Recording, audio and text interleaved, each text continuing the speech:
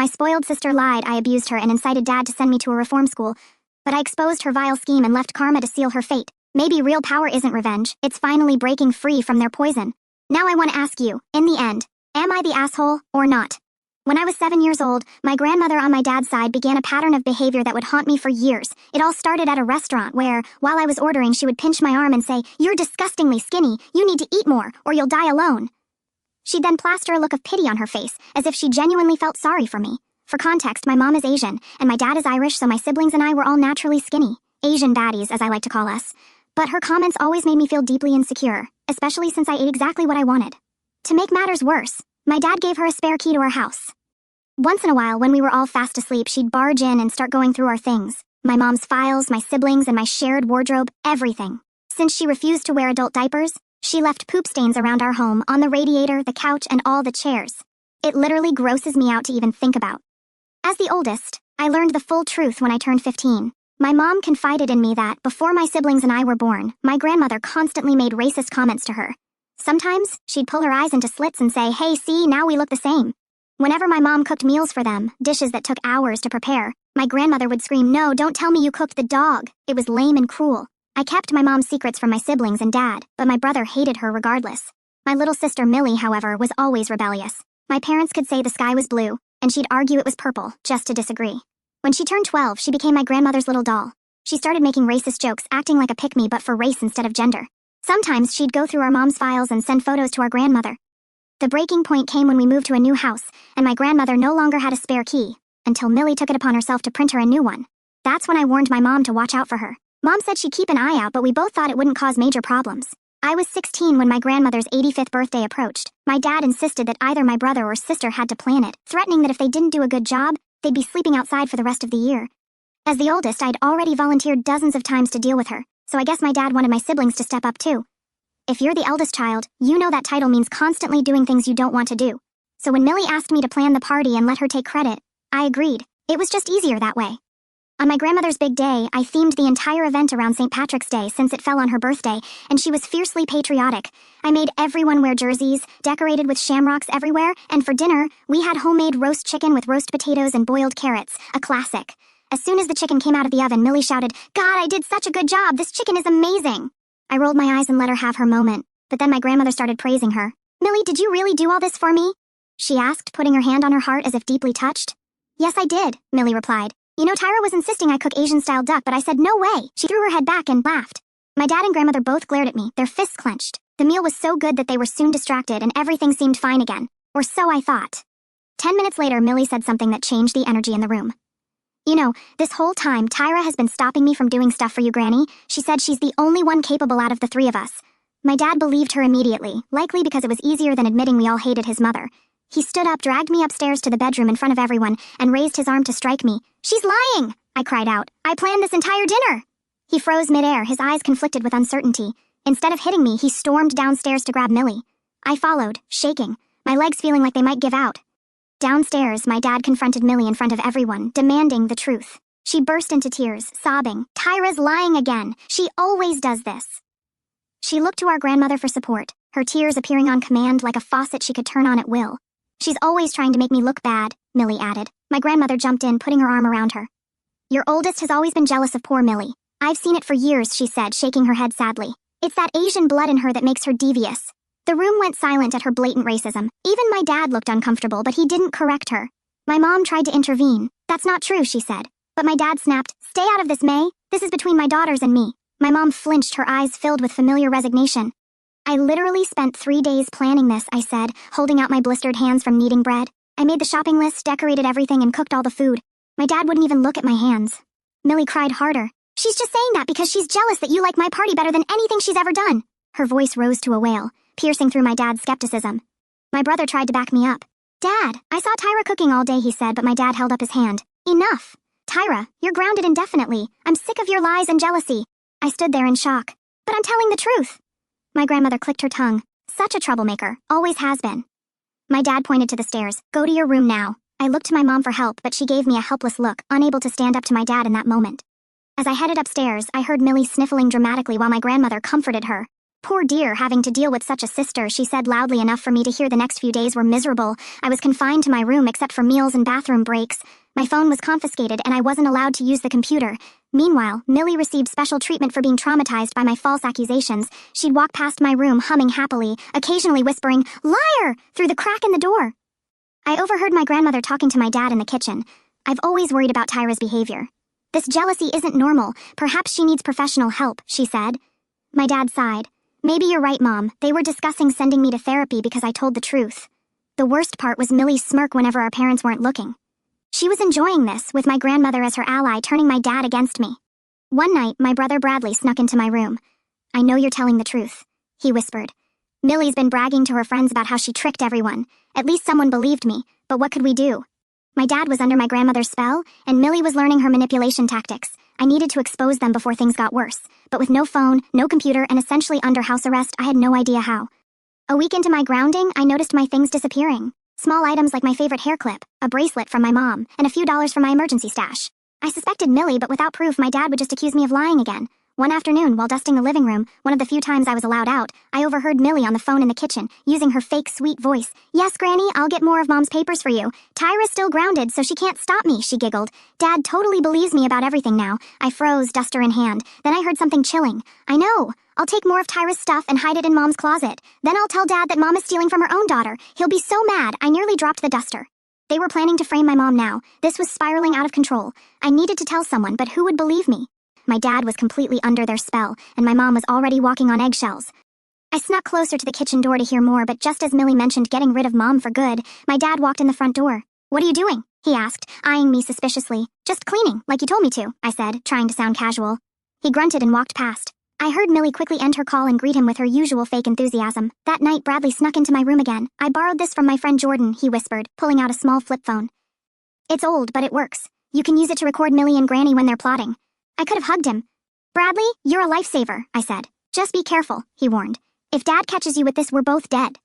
The next day, my grandmother came over to help around the house, which meant criticizing everything my mom did and making racist comments disguised as jokes. My dad thought it was a great idea for her to supervise my chores since I was still grounded. "Maybe Grandma can teach you some responsibility," he said, oblivious to how she treated me when he wasn't around. As soon as he left for work, she cornered me in the laundry room. "You think you're so smart, don't you?" she hissed, her wrinkled face twisted with anger, always trying to turn my son against me. I kept folding clothes, ignoring her. The flip phone hidden in my sock was recording everything. "Your mother is a terrible influence on you," she continued, "teaching you to be sneaky and dishonest. It's in your blood, I suppose." I bit my tongue. Arguing would only make things worse. "You know, your father is finally starting to see what I've known all along," she said, leaning closer. "That you're just like your mother. Foreign, different, not really part of this family." That stung more than I wanted to admit. I'd always felt caught between two worlds, never fully belonging to either. She knew exactly where to hit to hurt the most. "Millie, now she's a proper Irish girl," my grandmother went on, smiling. "She understands family loyalty, not like you." I finished folding the last towel and turned to leave, but she grabbed my arm, her bony fingers digging into my skin. "I know what you're up to," she whispered. "And it won't work. My son will always choose me over you and your mother, remember that." She let go and I hurried out, my heart pounding. Later, I checked the phone. The recording had worked perfectly, but would it be enough? It was just her being cruel, not proof of their schemes. Over the next few days, I collected more recordings. My grandmother telling my mom her cooking was probably poisoned with foreign spices. Millie laughing with her about how they had my dad wrapped around their fingers. Small moments of cruelty that added up. But I needed something undeniable. My chance came when my grandmother suggested a family meeting to discuss my behavioral issues. "I'm worried about Tyra," she told my dad, her voice dripping with fake concern. "Her jealousy of Millie is getting worse, and the way she treats me, no respect at all." My dad nodded solemnly. "I've noticed it too." I sat there, fuming silently, the flip phone recording in my pocket. My mom tried to defend me, saying I was just going through a difficult phase, but my dad shut her down. "This isn't about you, May," he snapped. My mom's face fell, and she stared at her hands. Millie, sitting next to our grandmother, had a smug little smile. "I think Tyra needs professional help," my grandmother announced. "There's a place my friend's grandson went to. Very strict, very effective." My stomach dropped. Were they talking about sending me away to some facility? "It's a bit expensive," she continued, "but I'd be willing to help with the cost for my son's peace of mind." My dad looked grateful. "Thanks, Mom. I'll look into it." I couldn't believe it. They were planning to ship me off because I'd exposed Millie's lies. My brother looked as horrified as I felt. After the meeting, I played back the recording. It was all there, my grandmother's manipulation, my dad's blind acceptance, Millie's quiet gloating. But would it be enough? My dad seemed determined to believe the worst about me.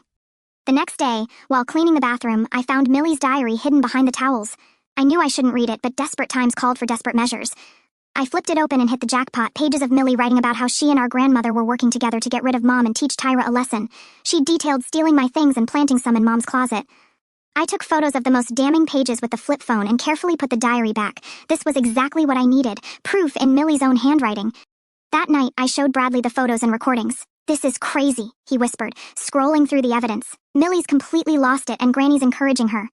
"I need to show Dad," I said, "but he'll never believe me unless he sees it with his own eyes." Bradley thought for a moment. What if we set a trap? Get them to reveal their true colors when Dad's around. It was risky, but we had no choice. We planned for Bradley to get Dad to the garage at exactly 7 o'clock the next evening. Meanwhile, I'd confront Millie about her diary, recording everything. If all went well, Dad would overhear. The next day dragged on, my nerves on edge. What if the plan backfired? What if Dad still didn't believe me? At 6:55, I sat next to Millie in the living room where she was watching her favorite show. The flip phone was recording in my pocket. Bradley had gone to get Dad. "Hey, Millie," I said casually, "I found something interesting today." She barely looked at me. "Your diary," I continued quietly. "I know what you and Granny are planning." Her head snapped toward me, eyes wide with panic before she composed herself. "I don't know what you're talking about," she said, her voice trembling slightly. "Really? So you didn't write about stealing my stuff and planting it in Mom's closet, or how you and Granny are trying to convince Dad to send me away?" Her face flushed red. "You had no right to read my private diary, and you had no right to frame me and turn Dad against me." I shot back. "Why are you doing this? What did I ever do to you?" For a second, I thought I saw guilt in her eyes, but it vanished, replaced by cold anger. "You've always been Mom's favorite," she hissed. "Little perfect Tyra who gets all the attention." "Well, now I have Granny, and soon Dad will love me more too." I couldn't believe it. "This is about attention? You're destroying our family because you're jealous?" Millie laughed harshly, nothing like her usual laugh. "Granny says Mom never belonged in this family anyway. She's just using Dad to stay in America." I was stunned. That's the most ridiculous thing I've ever heard. Mom loves Dad. She loves all of us. "Whatever," Millie said, rolling her eyes. "Once you're sent away to that special school Granny found, things will be better around here. Dad's already filling out the application." My blood ran cold. They were really planning to send me away. I pushed harder. "And what about all the stuff you stole from me? My bracelet from Mom, my money?" Millie smirked. "Some of it's in Mom's closet, the rest I gave to Granny to sell. She says Asian junk can fetch good money from the right buyers." I was about to respond when I heard a noise behind me. I turned to see my dad standing in the doorway, his face pale with shock. Bradley stood behind him, giving me a subtle thumbs up. "Dad!" Millie jumped up, switching to her innocent act. "Tyra's harassing me again. She's making up lies about me and Granny." But for once, my dad didn't take her side. "I heard what you said, Millie, about the stealing, about sending your sister away." Her eyes darted around, looking for an escape. "I was joking. Tyra made me say those things. She's always manipulating everyone. Give me your phone," Dad said, his voice unnervingly calm. "What? Why?" Millie clutched her phone to her chest. "Now, Millie." Reluctantly, she handed it over. Dad scrolled through it, his expression darkening. He must have found the texts between her and our grandmother. My father stared at the phone as if seeing a ghost, his fingers trembling, eyes wide, breathing rapid. Bradley and I stood still, watching in silence as he read each message. The shame on his face turned to anger, not the anger he directed at me, but a cold, contained fury I'd never seen before. Millie tried to keep up the act. "You don't understand, Dad. She invaded my diary. That's illegal or something. Emotional abuse." But her voice lacked conviction. The theater was crumbling. "Emotional abuse," he murmured, still looking at the phone. "You and your grandmother spent weeks conspiring against your mother and sister. You stole, you lied, you made up stories, you tried to turn one daughter against the other. You made your mother cry, Millie. You made Tyra doubt herself, and you let your grandmother call your mother a foreign invader, and you thought that was funny." Millie trembled, trying to cry.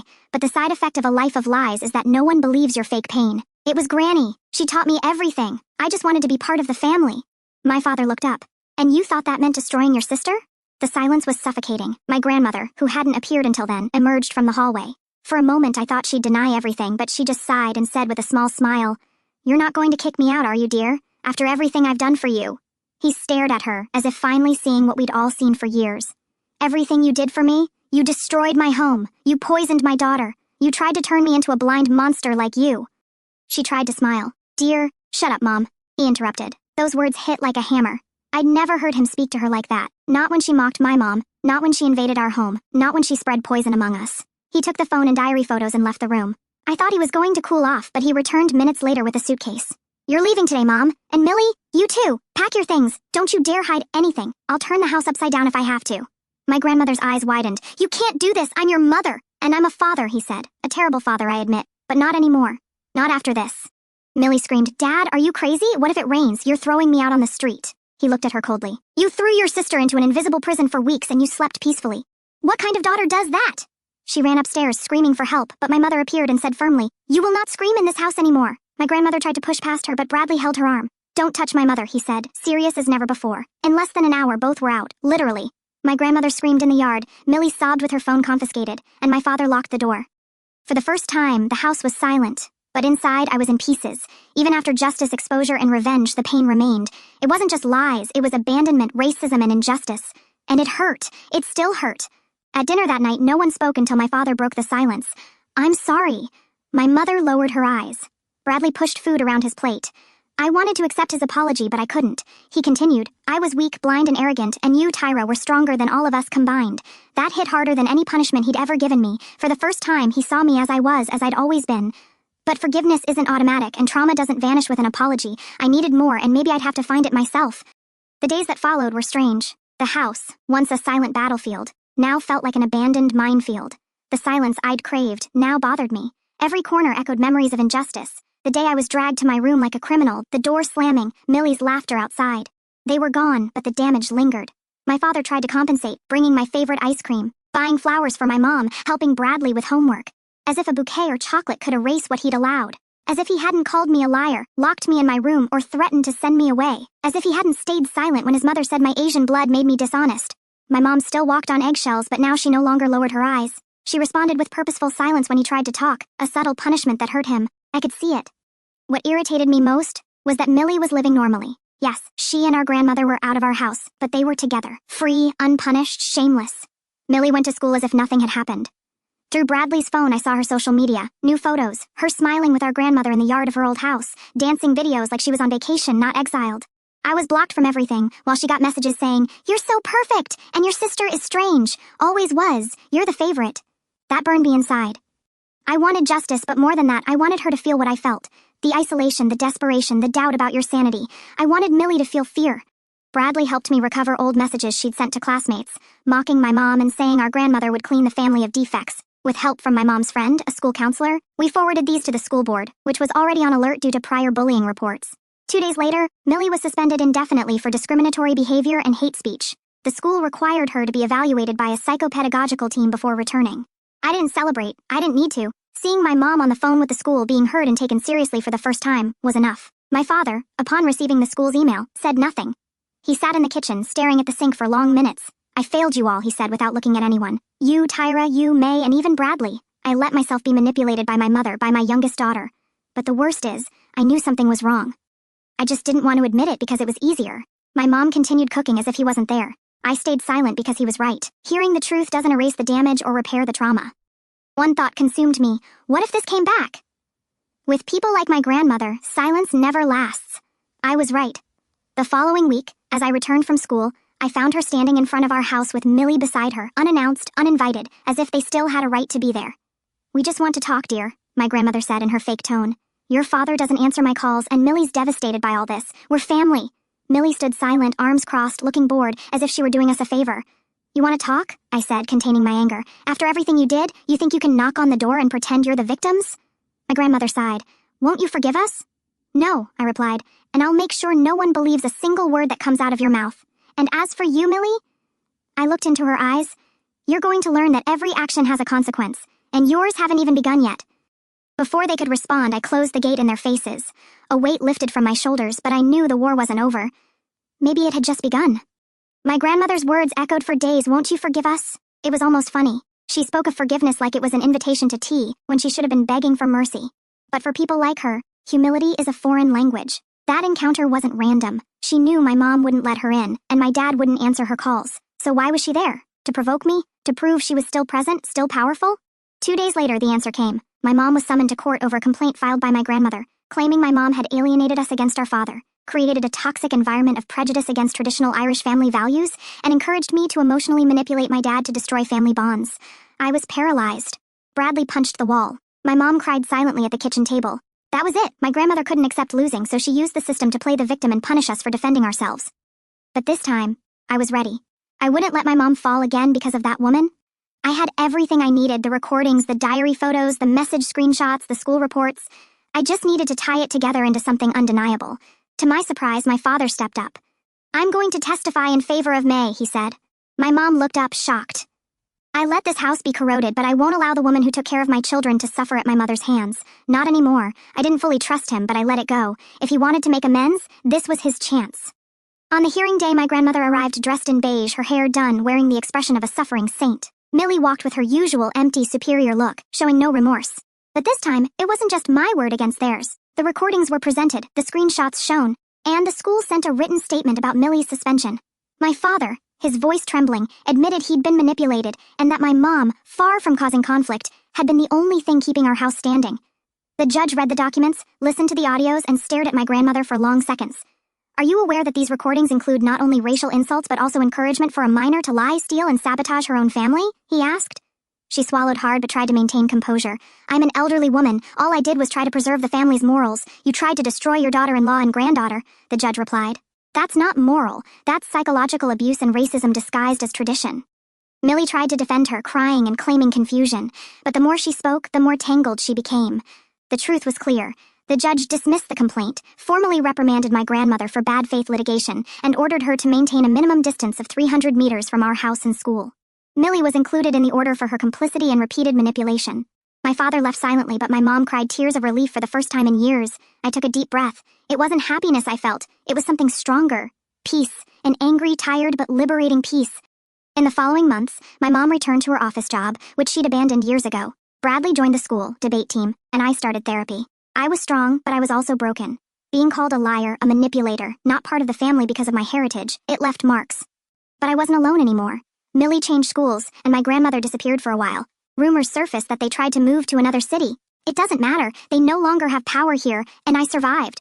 The other day I saw a small scar on my arm, likely from when my grandmother grabbed me in the laundry room. Instead of sadness, I smiled. She tried to erase who I was, but she failed. I am Tyra, I am May's daughter, and no one will ever silence me again.